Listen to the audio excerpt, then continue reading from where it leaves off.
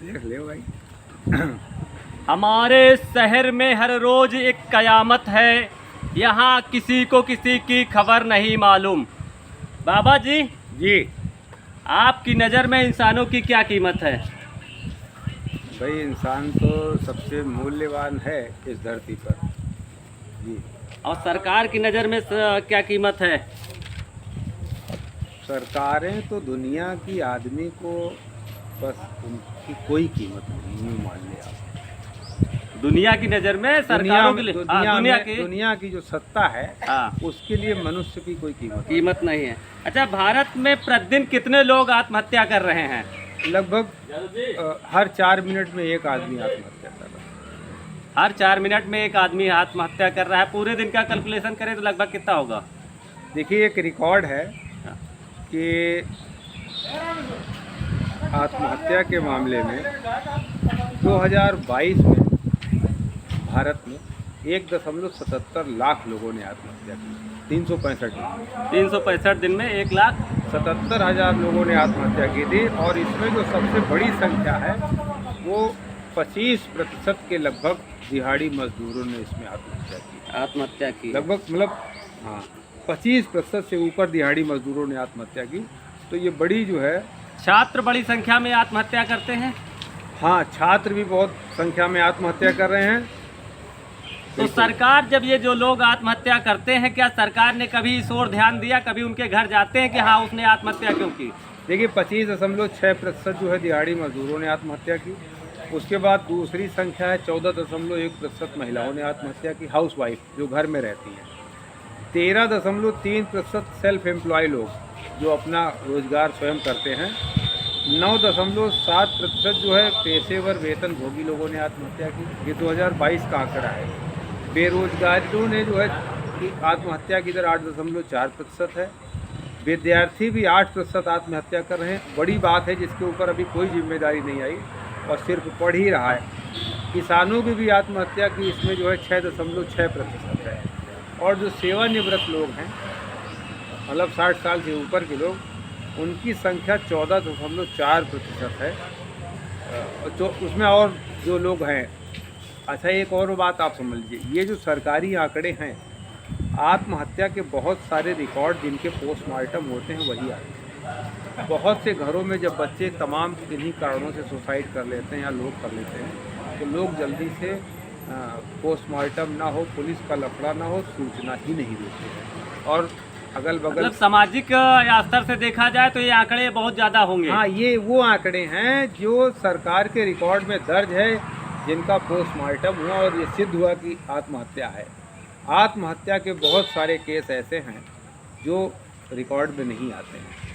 नहीं, सरकार इस ओर कभी ध्यान देती है कि उनके घर वालों से पूछे जा करके उसने आत्महत्या क्यों की, या उस पे अगर जब पूछेगी तभी जो नया कुछ आएगा कि हाँ इस पे काम किया जा सके, अभी सरकार इनको रोका जा सके। अभी सरकार ने इस पर एक योजना बनाई है और उस योजना को आप देखिए, उस सरकार की ये कोशिश है कि 2030 तक हम आत्महत्या में 10% की कमी ला पाएंगे।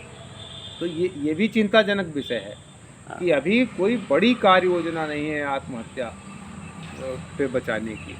अच्छा, ये देखा गया है पुरुषों महिलाओं की अपेक्षा पुरुष अधिक आत्महत्या करते हैं। पुरुषों पे चूँकि तनाव ज़्यादा होता है, हाँ।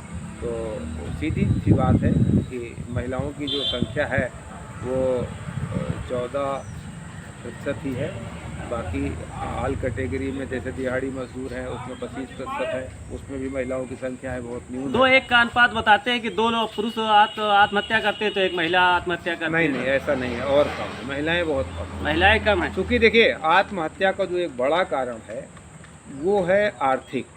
जब आदमी सरवाइव नहीं कर पाता है, आर्थिक संकट है बड़ा।